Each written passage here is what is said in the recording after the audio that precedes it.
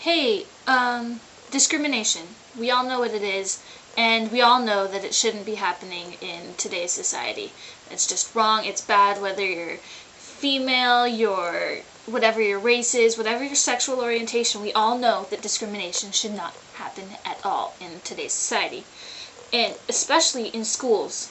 You would think that a school would be a safe haven for whatever student, and apparently not, because our school has been having the worst issues in the entire world. Couple weeks ago,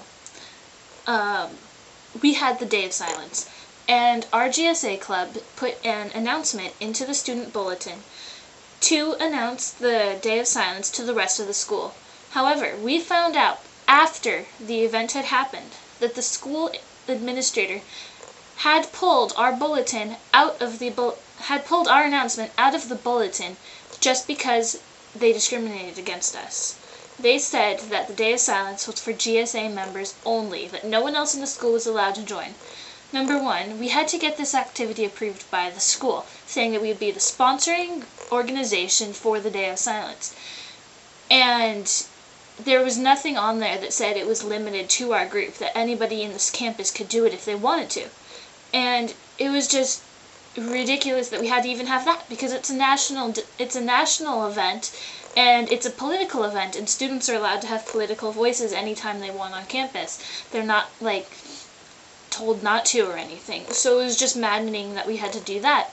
And then the fact that the administrator told us that he had pulled it out of the bulletin because we had opened up the Day of Silence to anybody on campus.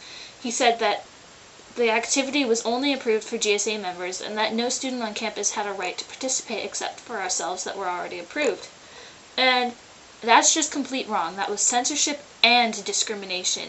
And that was, our whole entire group was pissed off. And so yesterday, our advisor for the GSA went to go speak with this administrator. Names are going to be withheld. And to talk to him, and all he said was that it was an issue and that he couldn't help it, that it was our fault, that we had made a mistake somehow, when really it was his own mistake, and he's just covering his ass for discriminating against us. And that was just wrong, and he said that he would give us an apology. He asked the advisor if he could write a letter, and she said no, which power to her, because she had told him that he needed to come to our GSA meeting today to say that he was sorry to us. He was wrong. He should never have done any of that. So that was amazing. And then today, during lunch, he came to our meeting to speak to us, and it wasn't right at all what he said. He comes in, and number one, our advisor isn't even there yet, and he says, oh, he didn't need to talk to her. He came to talk to the students. So he starts to talk to us, and he starts blaming everything on us, saying we did it wrong, that we didn't specify anything, that none of this was his fault, when really it was. And then he just completely he skirted the whole issue entirely. He started asking about our juniors in the club and who was going to be in charge next year, and just talking about all these things that had no relation to the issue that he was there to talk about. And it was just wrong. Completely wrong. All of us were just sitting there dumbfounded. I was sitting in the back with my arms across my chest, just staring at him, and he focused in on me, and I just gave him my death glare. And it was horrible. And the minute, he couldn't even remember our advisor's name to top it off. He comes in, he's like, oh, your advisor, Miss blah blah, he didn't know what it was, and I had to correct him on what the name was. That's just, you would think you would do a little bit of research about the person that you're going to be talking about and with.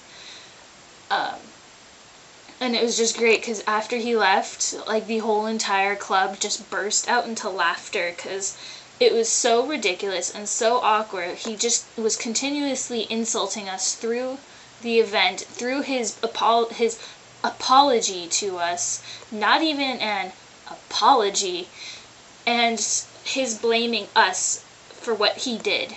It's wrong.